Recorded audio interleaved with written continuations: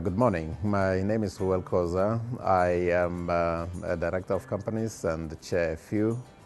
I have been invited to talk about my latest book, Attuned Leadership, which is a follow-up book to Let Africa Lead and the Power of Governance. The idea is to share thoughts on what an attuned leader is and based on that, discuss how we could actually encourage people and enable them to be attuned to their followership to good effect. Attuned Leadership, African Humanism as a compass, and it's a discourse for you who believe in some people reading for you and then engaging in discourse with you. The first bit that I would like for us to just cast our minds on is why the Ubuntu Perspective. I will quote an African proverb. Quote, "Until lions have their own historians, all stories about hunting will glorify the hunter." Close quote. For far too long, Africans have been spoken about, have been written about. They have not been making a contribution that says we also have a perspective on humanity and how humanity should actually develop. If you allow others to describe you, and you allow it to do it often enough, you wind up taking their definition of you as the right definition. And that's what actually leads to us ultimately effacing ourselves, because whatever definitions they make of you are not likely to be terribly wholesome. The second bit is a definition of attuned leadership. I'll go through that fairly briskly. For me, connectedness, compassion, integrity, humility, reasonableness, and the determination to be effective predicated on knowledgeability, what I call a sense of efficacy, are the keys to attuned leadership. Leadership which is reflective, resonant, values-based, and vision-led. A leader who forms deep and durable reciprocal relationships within the community or organization can step boldly, I submit, into an uncertain future with the certainty that the followers will lend their support. Leadership, in my humble submission, is about sense and sensing, about thought and feeling, about insight into and harmony with the followership. I call this attuned leadership.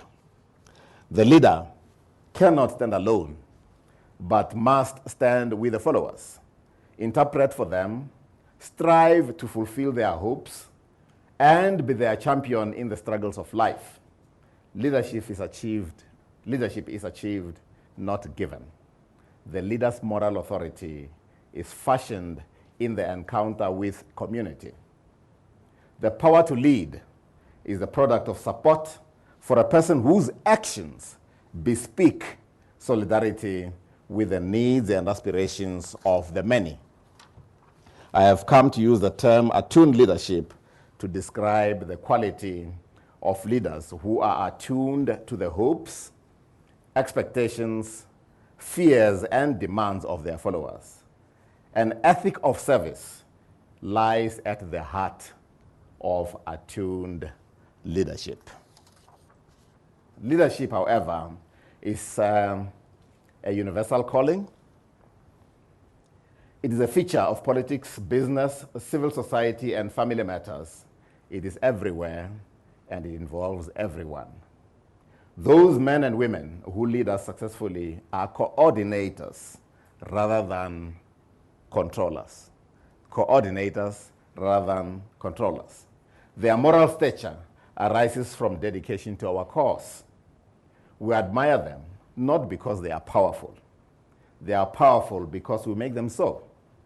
And they are admirable when they provide clear vision and positive direction.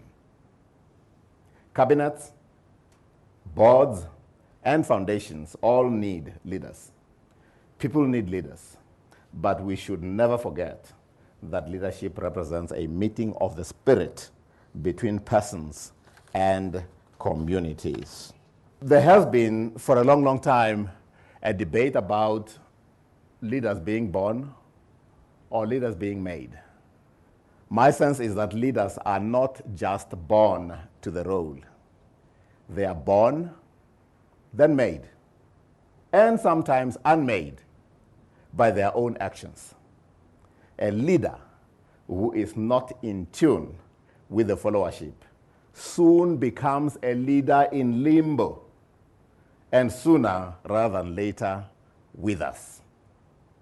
Now, as an example, former President Nelson Mandela never fell into limbo as a leader.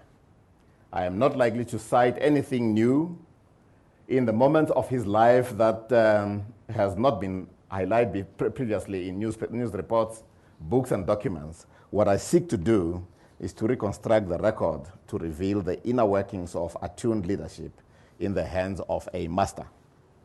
Throughout his political life, Mandela has demonstrated what Aristotle stated as principles, the principles of practical wisdom, concentrating on the common good and putting his leadership skills at the service of followers. Now, what are some of the dimensions of attuned leadership? The attuned leader ensures that he or she bridges the dualisms of leader and led, self and community, person and people.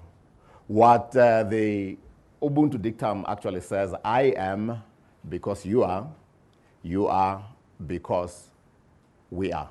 We are an interdependent species. Now, there are a number of things that can be said flowing out of that as dimensions of attunement. First, the attuned leader is self-attuned as a leader and is emotionally intelligent.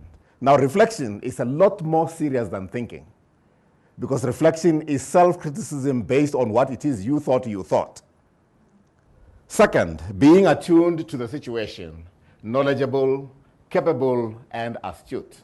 Third, being attuned to the needs and aspirations of your followers. And you're not going to be able to know what the needs and aspirations of me are unless you take trouble to understand me. And all too often, a good number of the people who step onto the leadership plates don't even understand what my aspirations are, what my needs are. I'm talking about me as a collective, as a nation.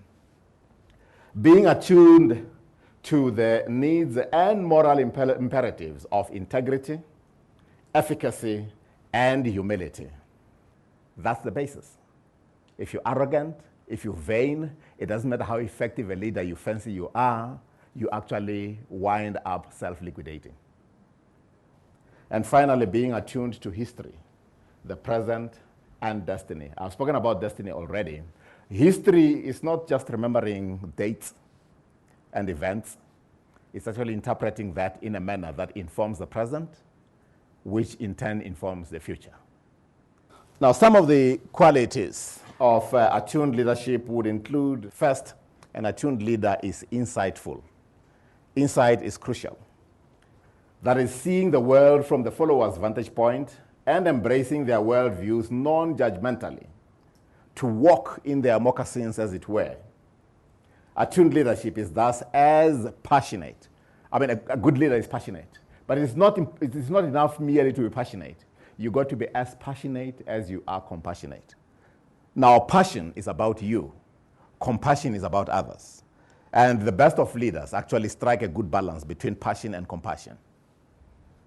Second would be inspiration, engendering a sense of follower self-worth, pride in current status, and hopefulness in the future. In the relationship of leader and led, it is vital to strike a balance between reality and potential. And third, commitment, i.e. ardently pursuing an agreed course of action, but remaining willing to be flexible and to respond to changes in the environment or expectations. And finally, probity. I believe this is very, very important. People talk integrity.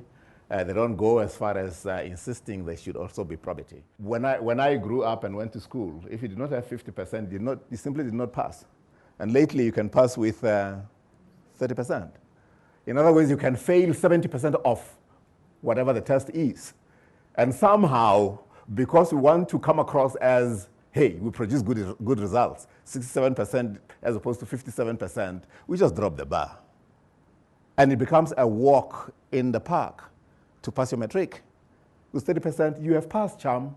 You have failed 70% of that which is required for you to enter the world of work, to enter tertiary education. But 30%, chum, that's acceptable. For me, it isn't. I'm suggesting that probity actually says behave in a manner that is beyond reproach. It lifts the bar, granted, but unless you lift the bar, you are not going to strive. The moral authority of the attuned leader rests squarely on the community's appreciation for the personhood of the leader. Personhood is a term to describe not just personality, but the achievement of respect in the eyes of others. Those who prove to be effective leaders are individuals who seek power not for its own sake, but to be of service to their followers.